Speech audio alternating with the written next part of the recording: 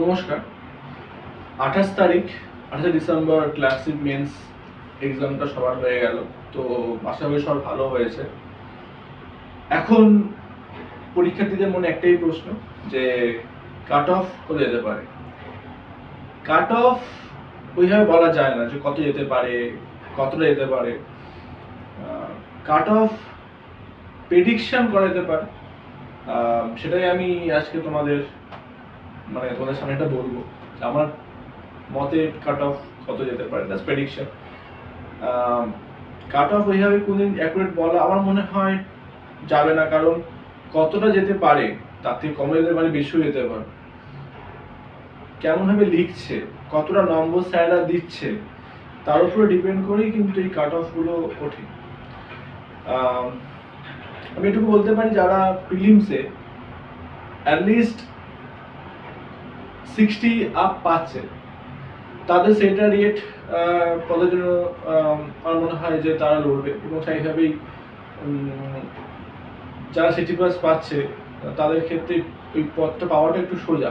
কারণ এবারে কোশ্চেনটা একটু ইজি এসে, বাট আমি বলবো মডারেট, ইজি টু মডারেট আমি বলবো। সেক্ষেত্রে যদি ধরেও নিই যে তারা এভারেজ 65 পাচ্ছে, তাহলে 60 + 65 মানে 125, এটা অনেকেই তুলবে। যদি আমি ধরে নিই যে এবার সেটারই 1000টা পদ রয়েছে, তাহলে সেক্ষেত্রে আমার মনে হয় যে 125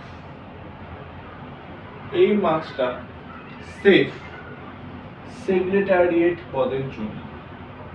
আগের বারে 148.5 গেছিল, সেখানে প্রিলিমস অনেক নম্বর ছিল, মেন্স অনেক নম্বর পেয়েছে।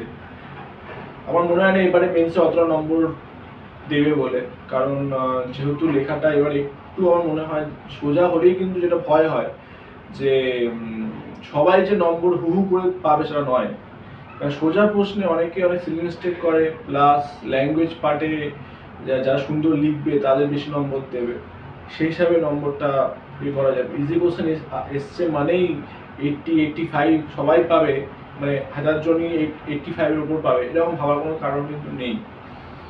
হয়তো প্রথম 100 জন বা 200 জন 80 আপ পেতে পারে, কিন্তু সবাই 80 আপ পাবে না।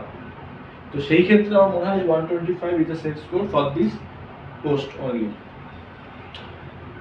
ডিরেক্টরেটের জন্য মনে হয় 117 ঠিকঠাক, কারণ এই নম্বরটা আসছে তার ডিরেক্টরেট পদের জন্য, আমার মনে হয় সেফ। রিজনালের জন্য মনে হয় 110